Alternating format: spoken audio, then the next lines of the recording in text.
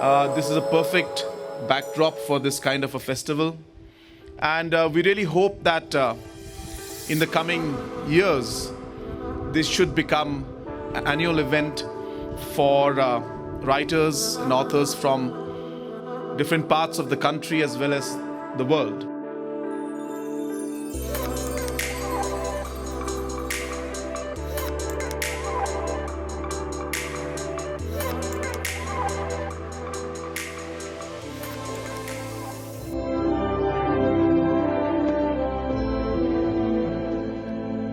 You think you own whatever land you land on. The earth is just a dead thing you can claim. But I know every rock and tree and creature has a life, has a spirit, has a name.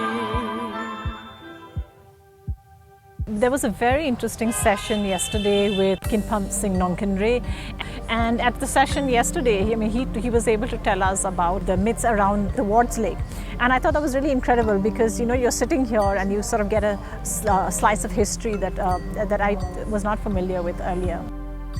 Having come here and seeing the very thoughtful curation that Mary's put into it, the marrying of sort of books and art, the bringing together of local voices, especially young local voices, which I think is so important, with sort of more established writers from other places. The fact that it's a small festival, it's contained, there's one session on at every time, so everyone goes to that one session and it's easy to keep track of like what is happening.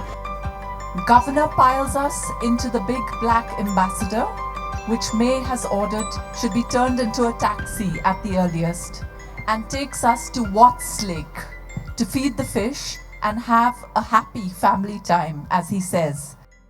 I think everybody is of the opinion that we could have had a few more hours of discussion because we were all having so much fun, so that was quite nice. Yeah. Also, we've had some great conversations with literature here, and the questions, for instance, in our panel were fantastic.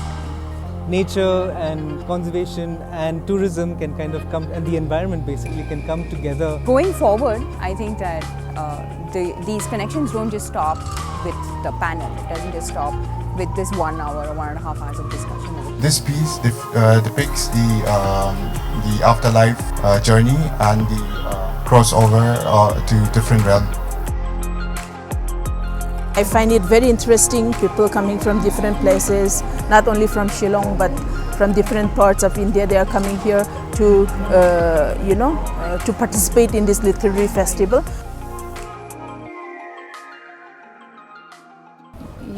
Expectations that come of Northeastern writers and this insular worldview about how we are meant to write, authors are meant to write about violence-torn areas and the difficulties in writing through the worldview of a child.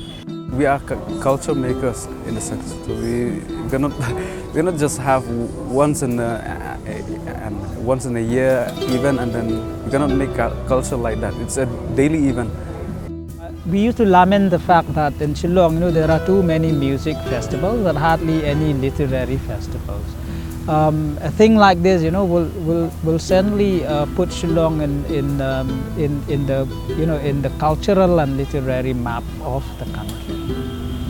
You don't find this, and I think this is something. It reminded me of my childhood of going to hill stations. So I think that memories came back.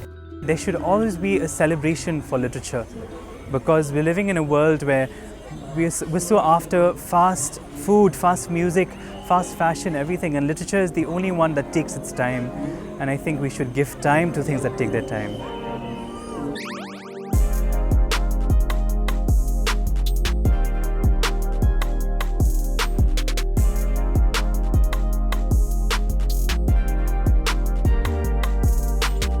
And I hope this grows bigger and we have more authors coming in, we have more discussions happening, more book launches happening.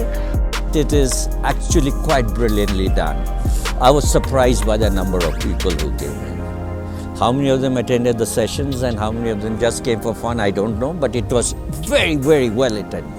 And if you can keep this up, then there is nothing like it. The atmosphere, the way this place looked like green and pink, I literally cried, I'm telling you.